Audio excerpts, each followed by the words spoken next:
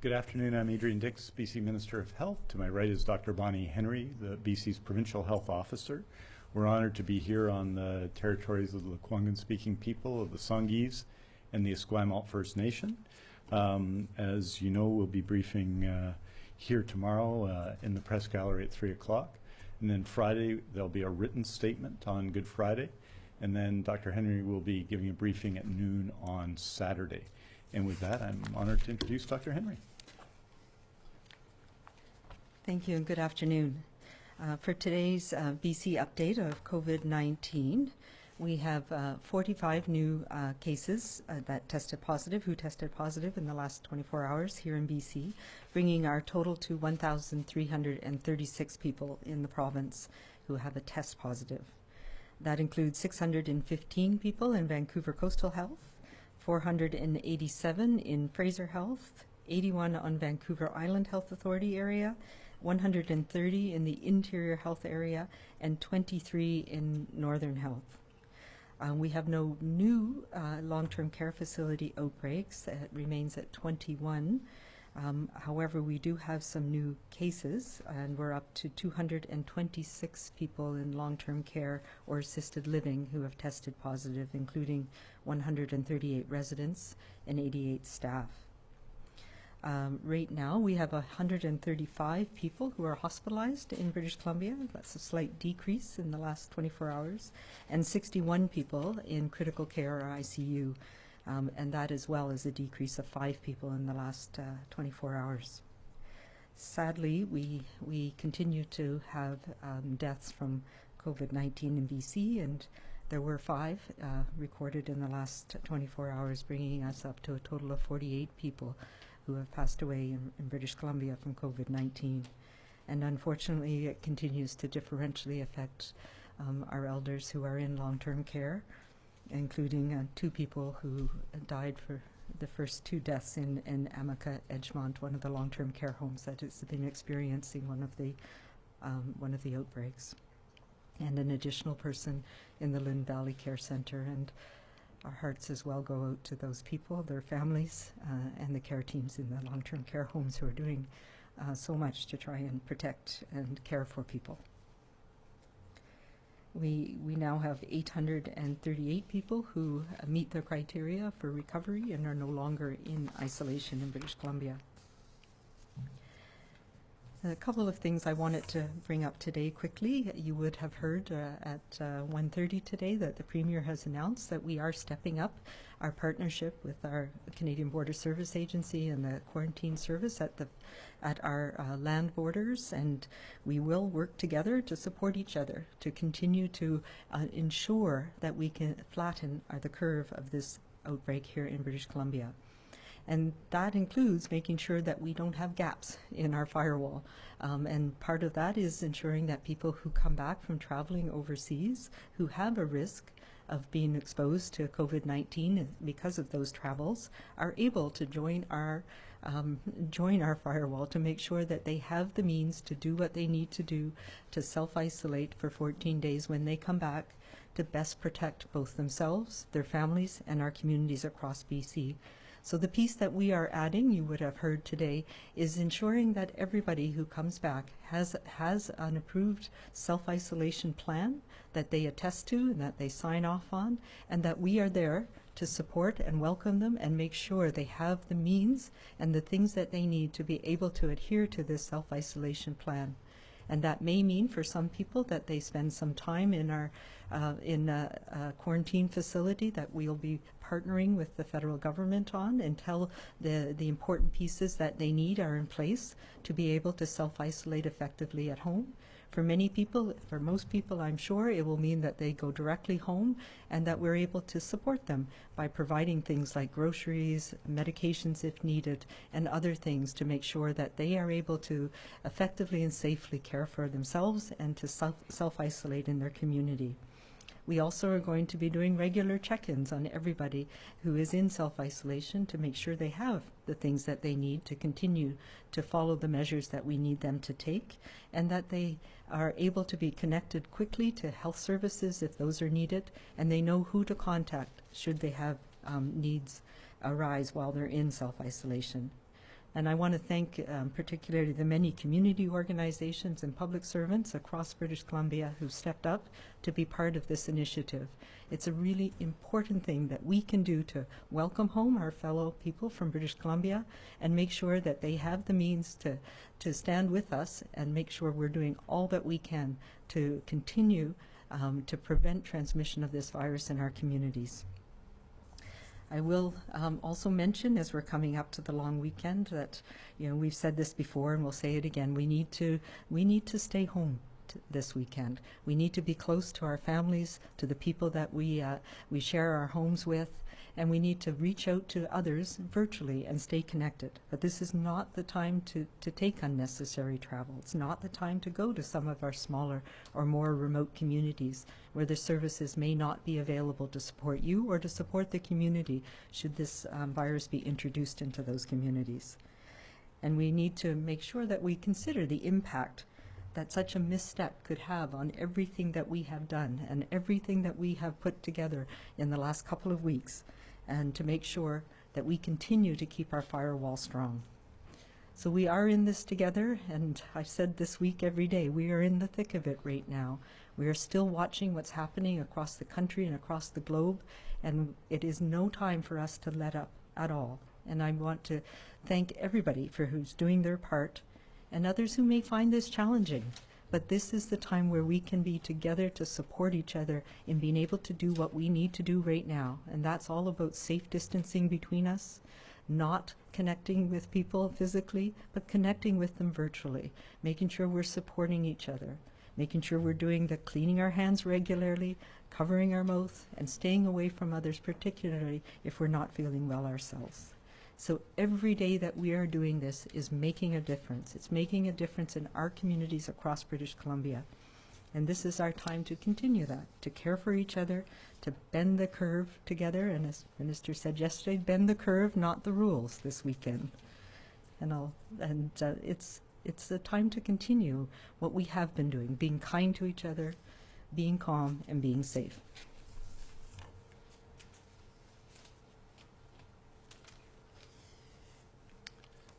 Thank you very much, Dr. Henry, and I wanted to, first of all, join Dr. Henry in my condolences for the family, for the friends of the 5 people whose deaths we announced today from COVID-19 in BC. It's 3 of them in long-term care, and this is shows, I think, the difficult nature of COVID-19 for families, and we want you to know that we're with you, we're supportive, we see your grief, and it's one of the things that I know drives Dr. Henry, but everyone involved in the provincial health team, because we know what it means to people.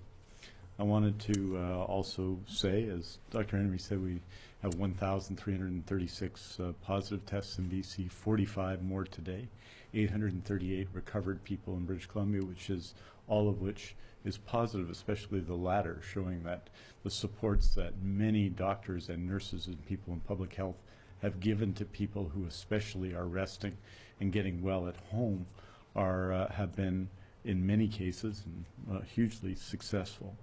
I want to acknowledge all those people who work in the community. We think a lot about the possible impact, and we model about the possible impact on acute care, but we know the value that divisions of family practice doctors bring to them, and we want to be supportive of them in every way that we can. We have 135 people hospitalized from with COVID-19 in BC today. That's 48 in Vancouver Coastal Health, 62 in Fraser Health, 10 in the Interior Health Authority, 11 in the Vancouver Island Health Authority, and 4 in the Northern Health Authority, and that's down from the high point, which I think was 149 on Friday or Saturday. We have, of course, as you know, opened up, and there are many empty beds in acute care, 4,514 today, which is roughly what it was yesterday. That's a level 58.5% full right now of capacity. In critical care units, it's under 50%, or 48.8%.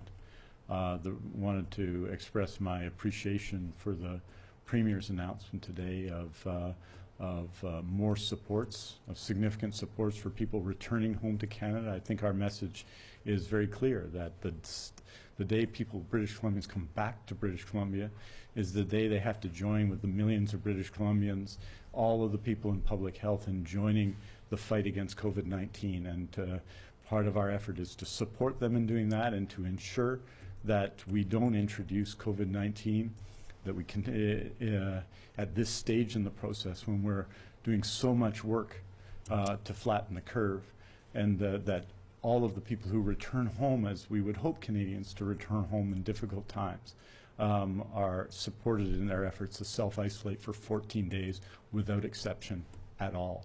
And I want to particularly express my appreciation to the Premier who led this effort, to Minister Farnworth, to all of the people supporting their efforts. I want to acknowledge the support of Ravi Kahlon, an MLA, who's one of our MLAs who is part of this effort. I want to acknowledge federal officials like Minister Qualtrough.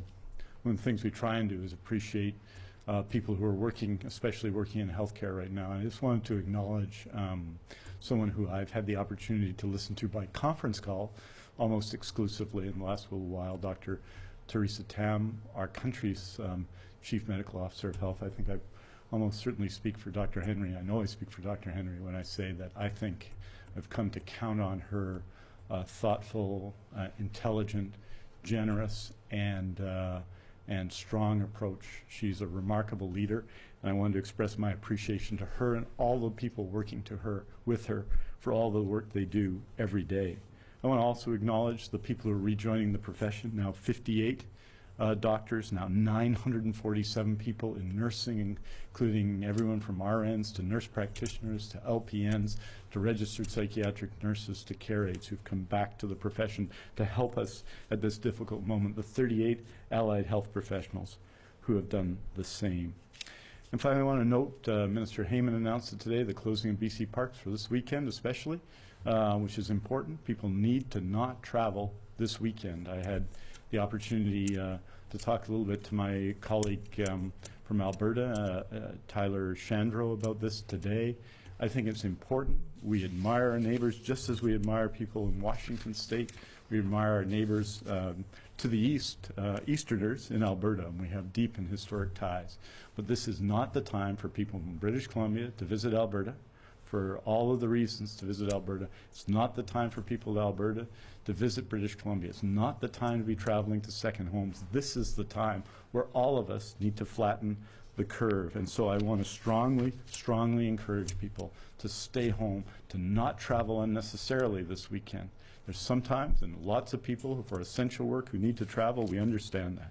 And for all of those celebrating all of our religious holidays this weekend, Ramadan to Passover to Vaisakhi to Easter, and to those who don't, for them, at the very least, spring is a time of renewal. And this will be a long weekend like we have never experienced.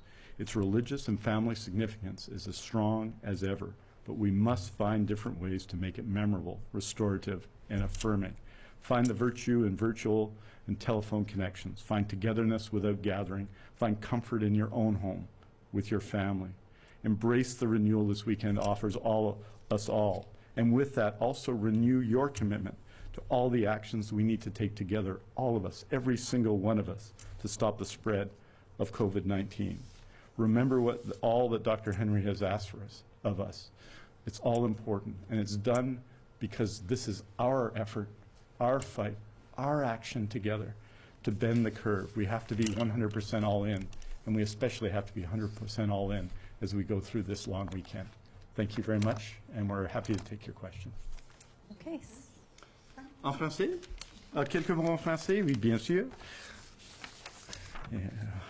Je l'oublie de temps en temps. On a aujourd'hui 45 nouveaux cas de COVID-19 en Colombie-Britannique, pour un total de 1336 cas en Colombie-Britannique. Malheureusement, il faut annoncer qu'on a eu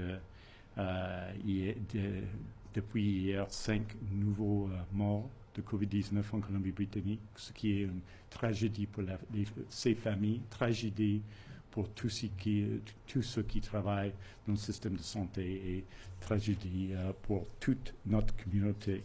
Et donc, on veut reconnaître ces familles et ce dont ils souffrent actuellement. Il faut dire que maintenant, on a 4514 lits ouverts en Colombie-Britannique, dans les hôpitaux, partout en Colombie-Britannique, ce qui est un fait extraordinaire. 42% des lits sont ouverts actuellement, sont vides actuellement. Donc ça, c'est un changement important. Et surtout pour ce week-end de Pâques, il faut que tout le monde, si ce n'est pas nécessaire de ne voyager, que tout le monde décide de ne pas voyager ce week-end. C'est absolument nécessaire pour notre effort, pour qu'on puisse être à 100% dans la bataille contre COVID-19. Merci beaucoup, and we'll take your questions. Thank you. As a reminder to everybody on the phone, please press star 1 to enter the queue to ask a question. You are limited to one. And please take your phones off mute. You will not be audible until we call your name. First question today is from Binder Sujin. Go ahead. Hi there. I just wanted to check. Out of Ontario, we heard that they had a testing capacity that was greater than what they were actually doing in terms of tests, and the Premier there has asked for more tests. And I'm just wondering, in BC, as our capacity grows, are there plans to increase tests? Because I think at one point you said that was sort of on the to-do list longer term. Yes, absolutely. And our capacity has grown, and our testing has decreased with the focus on people at higher risk. I will also say that the number of tests being done has decreased for other reasons as well, and part of them is that we're not seeing as much respiratory infections in the community right now. So when we were doing, early on, when we were doing the broad testing that we were doing, our positivity rate was less than 1%. It was around 1%. It's now quite a bit higher. It was 6 or 7%. So that does tell you that 95 to 99% of the people who are tested do not have COVID-19 or don't test positive. Yes, we have changed our strategy as we've seen the numbers decreasing in the populations that we've been targeting over the last 2 weeks in particular. We're starting to increase the number of people that we're testing in the community, and for physicians to be able to test more broadly now as well. One, because we have the capacity, but also because as influenza goes away, anybody with a respiratory illness now has a higher probability of potentially having COVID-19. So it's been the strategy, and I think I've mentioned it many times, that we will change as the epidemiology of what's happening in our community across BC is changing. So we do expect that our testing numbers will go up again in the near future, and we'll be looking again at making sure that we're identifying any clusters in our communities. We're still doing that, and particularly in areas of the province where there's not been a lot of community transmission. That has been the focus, but I expect will increase over the coming weeks. Next question is from Vaughn Palmer, Vancouver Sun. Minister Dix said yesterday that about half of the deaths, I think around 24, occurred in associated with the outbreaks in just those 2 care homes, long-term care homes in Vancouver. And Dr. Bonnie Henry said yesterday that I believe there are no outbreaks in any long-term care homes on Vancouver Island, even though demographically Victoria is sort of ground zero for the aging population in Canada. I wonder if you could offer any insights into how or why the problem got so out of control in those 2 homes in Vancouver, and how, conversely, it managed to avoid any outbreaks here on the island. Yeah, I wish I knew. There's a couple of things. One is we know that cases were transmitted in the community, and there was an increased pressure of transmission in the Lower Mainland compared to the rest of the province. Part of that had to do with the population. That's a much higher population, the population density, but also our proximity to Washington State and the introductions of quite a lot of people, both people traveling back and forth and people from Washington who came to British Columbia. So the challenge that we had and the initial outbreak in the Lynn Valley Care Center is representative of this, is that it was a very mild illness in many people, and so the outbreak was not detected at its early stage. It was well advanced by the time it was recognized, and it's unfortunate. I mean, it's really challenging for us. It was during influenza season where people are heightened awareness of respiratory outbreaks and influenza-like illness in those communities. But there were, in retrospect, quite a few people, both residents and staff, who were affected by the time it was recognized. And this just shows us how challenging it is to play catch-up with this virus when you don't detect an outbreak early. And we have that same example from Washington State, where they had a number of care home outbreaks as well. And as we know, there's nothing we have right now to prevent transmission or to prevent you from getting sick after you've been exposed. And we've come to recognize how challenging it is to manage these outbreaks, particularly with people having mild disease. So that's, that is unfortunately what happened both in Harrow Park and in Lynn Valley. I think we learned, though, across the province from what happened, particularly looking at Lynn Valley, and we've taken a number of measures in all long-term care around the province to ensure that we heighten our awareness, that we focus testing on those areas to be able to detect it early. We've put in measures around healthcare workers not transferring between different facilities as frequently, and that is something we're doing across the board as well.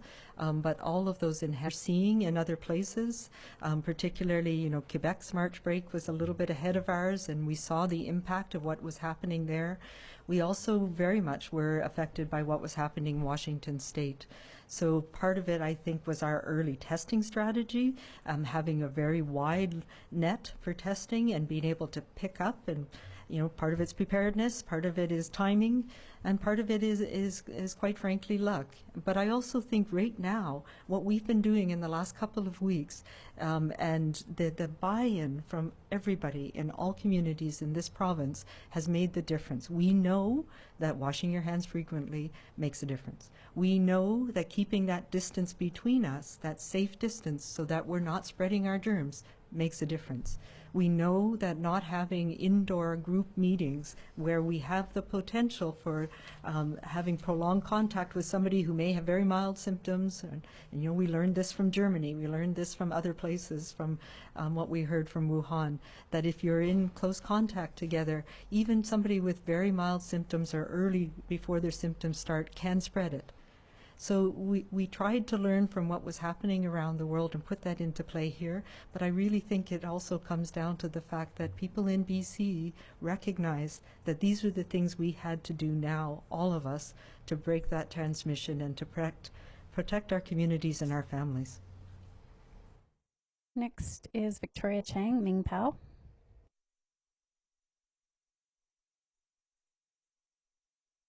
Victoria? Okay, moving on. Justine Hunter, Globe and Mail. Thank you. We learned earlier this week in one of the briefings that we're at a phase 4 in terms of PPE levels, and that means that at least one item will be depleted within a matter of days. I'm wondering if you can confirm if that one item is N95 respirator masks, and can you bring us up to speed on what your quality assurance measures have been finding? Has our testing revealed any problems with the masks that BC has obtained so far? Yeah, so when we moved to phase 4, it was because of concern about, there's a whole bunch of factors there, so it wasn't one single thing. It was about needing to preserve all of our personal protective equipment. At that point, we did have grave concerns about our respirator supply, but we also knew that we were burning through quite a lot of regular medical masks. We had issues with gowns. We had issues with face shields as well. So it was recognition that we needed to move very quickly across the health sector. So everything from pre-hospital care, paramedics, our other non-paramedic responders. making sure that across the system we were doing everything we could to preserve PPE. It was not just one thing. It was also recognition that what was happening globally would affect us, and we needed to take action quickly to preserve our long-term supply at the time that we were actively going out and trying to procure the supplies we needed across the board from around the world. And we've had amazing businesses step up, as you've heard, both across Canada and here in BC to support this. So far, the testing that we've done has not revealed any concerns that I'm aware of, but there's more to be done. So we don't actually know yet. Some of the supplies that recently came in are still undergoing the process. Yvonne Raymond, CTV. Hi, Dr. Henry. We're hearing from Victoria construction companies that they're worried some of their workers have COVID-19. I guess they're sending their staff home, but they're still expected to keep up with projects, and of course, they've been deemed an essential service. So for the workers who have symptoms, can they not be tested to ensure the safety of everyone else? Yeah, so any worker, any essential worker, anybody who has symptoms does have the ability to be tested, and but the first thing that they need to do is isolate from others so that they're not passing it on. And we don't want people working sick, whether they have COVID or whether they have something else. So there is a process that involves being assessed about whether testing is needed, and it depends on the symptoms. And for all of the essential workers, the first and best thing that we want people to do is to self-isolate, stay home, stay away from others if they're sick until they recover. And if they need health care, to come into our health care system. But if there are, so it depends on whether there's essential mission critical people. So that is what I would say for any construction company, for any grocery store, that you need to support your workers to stay home if they're sick. They should not be coming to work if they're sick. It's only if there's a key person that is the only person that can do that job and they absolutely have to be there that you want them to be in the site. And we have that in some of our healthcare settings, for example, or key people that on a fire service or a police service. So the bottom line is, testing or not, people who are sick should not be at work. Ethan Sawyer, CBC. My question is, does the province need to change its procedures when it comes to checking up on people who are infected with COVID-19 while at home? I'm asking because BC has now seen 2 people die at home who were relatively young. Should people be coming into the hospitals instead of staying home so this doesn't happen? Yeah, obviously we are looking through all of what we're doing to support people who are self-isolating at home, trying to make sure if there are risk factors for, as we're learning about this virus and how it affects people, we have been learning there's a critical period of time, usually in the second week, so around day 5 to day 10. And we see that with, for example, the Prime Minister in the UK, in Britain, where some people will just be getting better and be fine. Other people can very quickly go downhill. So that's a critical period of time where we do want to make sure that anybody who has any concerns gets the health care that they need. We do have processes where we have daily follow-up with people who are ill, who are known to have COVID-19, and we need to put the message out in a more, perhaps in a better way around people who are self-isolating because they've traveled. If they have any concerns, and we do give this message, but we need to say it again, if you have concerns about shortness of breath, if you have concerns that your fevers and your feeling unwell is not resolving, particularly after 5 to 6 to 7 days, then call 811, call 911 if you can't breathe, if you're feeling short of breath, if you have chest pain. It is important that people know that these are signs that you need to seek additional help. Just one very small additional point. We've added enormous resources to 811. That the average wait time at 811 yesterday was under 30 seconds. And so people should feel they can contact 811. They can get in touch with the healthcare system, talk to their family doctor. Many of them Most family doctors are engaged in virtual care now, so there are ways to support people in the home, but I just wanted to bring the 811 figure because the people working there have been doing just an extraordinary job. Next question, we're going to try Victoria Chang again. Ming Pao. Oh, hi, Dr. Henry. I'd like to know for the new 5 days, 3 are the seniors residing in those long-term care homes. Can you give us more detail about the other 2? Are they young? If they die at home for these 2 more new deaths?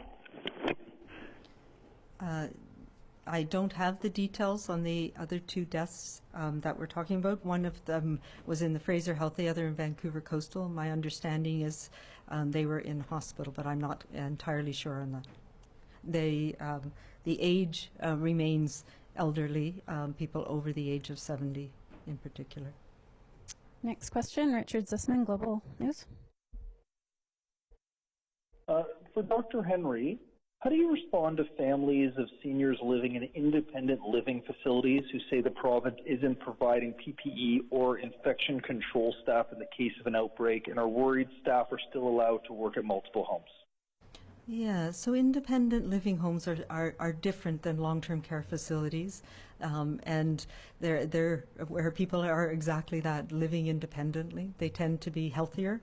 They tend to be able to self-isolate. For example, we do have a program through public health to connect with people in independent living, to provide them support, and we've been working very closely with them across the province to put in place the measures as you would in an apartment building or a home. So there are some things that they do communally that may not be appropriate during this period of time, for example.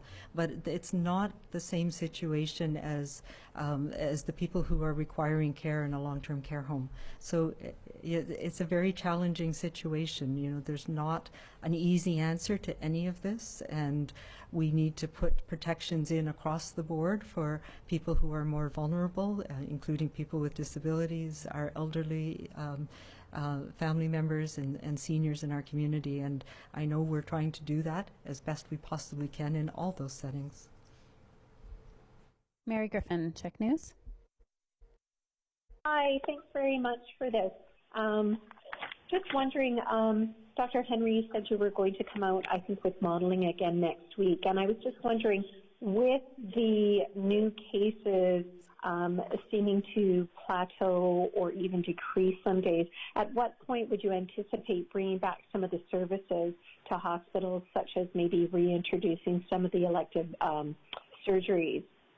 Yeah, those are the questions that we've been talking about in detail and planning about in detail over the past weeks. Well, quite frankly, and I've said this before, since the moment we put on these restrictions, we started thinking about how are we going to lift them and what are the key things we need to know that it's safe to do that, and how would we start and where would we move. And I know we've talked about some key people, wise people have come in to help us with those, including Michael Marchbank, who's a health leader who's been part of the system in BC for a while. There are ongoing conversations, and we'll talk more about it next week when I show you what we're working on. But I was on a conversation again this morning, one of the national calls that I am part of, where we had, what is the goal? What are the key pieces of information we need? For example, what's the evidence around children and how children get this virus and spread this virus or not spread this virus, and pulling those evidence reviews together to inform our decision for when it might be safe to restart in-classroom schooling, for example. So all of those questions are being worked on. I don't have the answers today. We will be coming up with some thinking and plans. We'll also, I've been talking with our modelers, particularly our team at BC CDC, about what are the key things that we'll need to watch to see if restrictions need to increase maybe in the future, if we start to see a lot of community transmission again. So it's a balancing game for the next few weeks to months, but our aim is to try and increase and get back to what we can do in a measured and thoughtful way as soon as we can. Next question is from Les Lane, Times Columnist. Go ahead. Oh, thanks. About the requirement for self-isolation plans from all Canadians returning home starting Friday in BC, I got an estimate of about maybe 600 international travelers a day now going through YVR. And I think Global Affairs Canada has a couple 100,000 Canadians still registered abroad. I was just wondering if you expect that traffic count at the major crossing YVR to continue like that, and what's your estimate of what that count will do over time? Yeah, so we've been watching that very carefully as well. It has decreased. It was in the 2,000 to 3,000 over the last couple of weeks. We're also looking at land borders and the land crossings. We know that Canadians are still looking to come home, and rightly so. This has been a challenging situation globally, and we want to be able to best support people who are coming home to BC to make sure that they can do what we need them to do, what all of us need them to do. So that's what this initiative is about. I suspect that we've also been working with the federal government. There was flights coming into both Kelowna and Victoria from areas in the U.S. in particular, and those will all be now diverted to YVR to make this an easier process for us.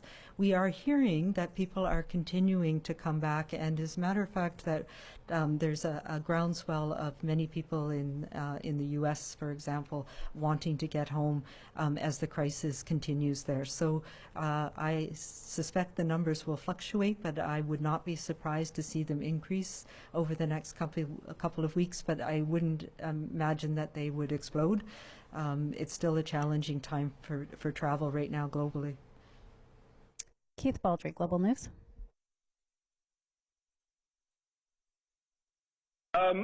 Based on our knowledge of how fast this virus presents itself, when do you think we'll know whether or not enough people followed your direction this weekend and did not gather in large gatherings and basically stayed home? And secondly, any update on the clusters in the group homes you referred to yesterday? I don't have any update on the clusters in the group homes. I know they've been going on for some time. I understand there's no increase that I'm aware of. In terms of when will we know, that's the challenging thing, because we know the incubation period is up to 2 weeks, but most people start to become ill within 4 to 7 days. So we will be getting through next week and watching the numbers and watching how things go, looking at our testing, looking at the public health contact tracing and follow-up we're doing in our community very carefully over the next 10 days.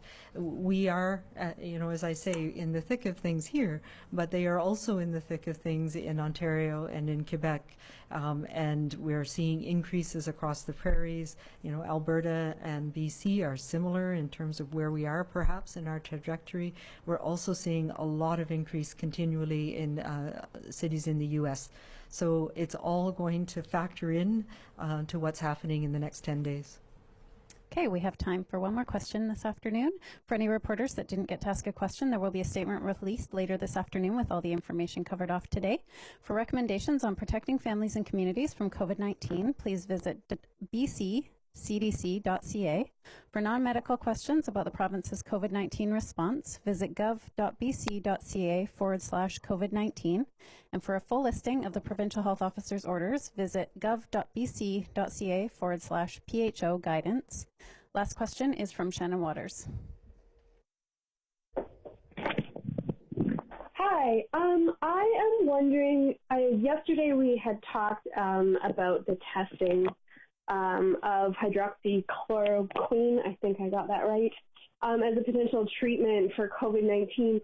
But I'm wondering, based on sort of the instability of the supply globally, what we've seen with India and the actions that the U.S. has taken, what steps the province might have taken to ensure that British Columbians who are normally being treated for various conditions, including lupus, with that drug, to ensure that they continue to have access to that supply.